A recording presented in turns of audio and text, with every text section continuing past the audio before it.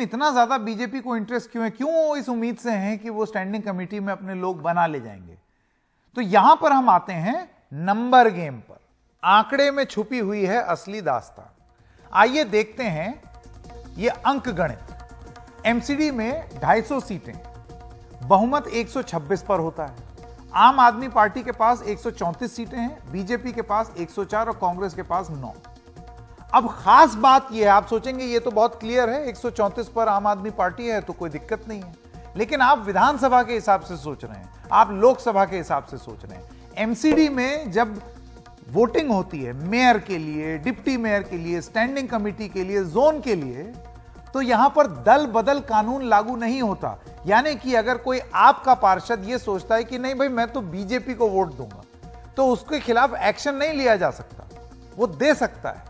कांग्रेस के भी पार्षद किसी और को वोट दे सकते हैं। तो बीजेपी को यही उम्मीद जगती है कि कुछ ऑपरेशन कमल टाइप का कर दिया जाए, कि इधर से कुछ लोग हमारे पक्ष में आ जाएं, उधर से आ जाएं, और यही सारी अंक गणित में लड़ाई फंसती है कि बीजेपी इसी जोड़ तोड़ में जुड़ी हुई है कि बस 15-20 हमारे हिस्से में आ जाए। एमसीडी के सदन का यह हाल जो आप देख रहे हैं, ये इन्हीं अंक गणित की वजह से हो रहा है।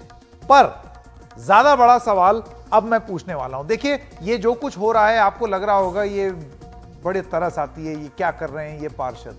लेकिन ये जान लीजिए, जो जो दिल्ली में रह रहा है, ये सीधे कहानी आपसे जुड़ी हुई, क्योंकि दिल्ली की सारी समस्याएं जिसका निवारण एमसीडी म्युनिसिपैलिटी का है, वो पूरा करना इन्हीं पार्षदों का काम था। लेकिन ये तो अपनी जोड़ तोड़ में जुड़े हुए हैं, आपका काम कैसे करेंगे? तो क्या क्या है इस एमसीडी का काम, एक एक करके आपको वो बताते हैं। काम नंबर 1, जो ये छोड़े पड़े हैं और अपनी उलझन में लगे हुए हैं, ठोस कूड़ा। दिल्ली में कूड़े के पहाड़ तो एमसीडी चुनाव का सबसे बड़ा मुद्दा बन गए थे।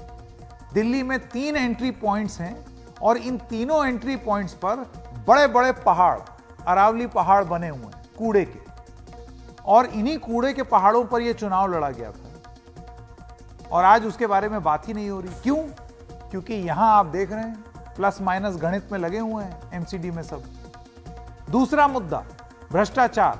लोगों का आरोप है कि तमाम तरह की नागरिक सेवाओं के लिए उन्हें घूस देनी पड़ती है, चाहे वो मकान का नक्शा पास करवाना हो या कोई अन्य इजाजत लेनी हो। उसके बारे में तो बात ही नहीं हो रही। 3 महीने हो गए चुनाव हुए।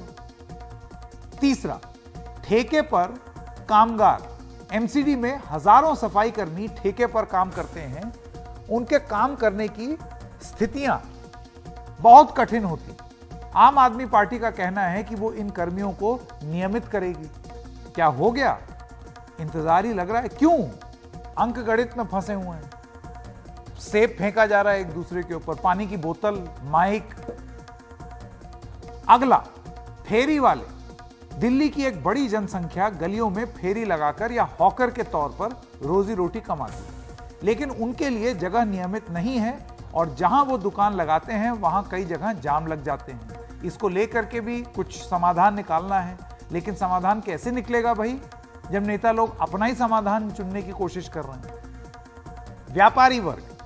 दिल्ली के तमाम बाजारों में व्यापारियों की तमाम शिकायतें, लाइसेंस से लेकर सील हुई दुकानों तक, बाजारों के आसपास पार्किंग से लेकर लैंड यूज बदलने तक, कितनी ही दिक्कतें हैं व्यापारी।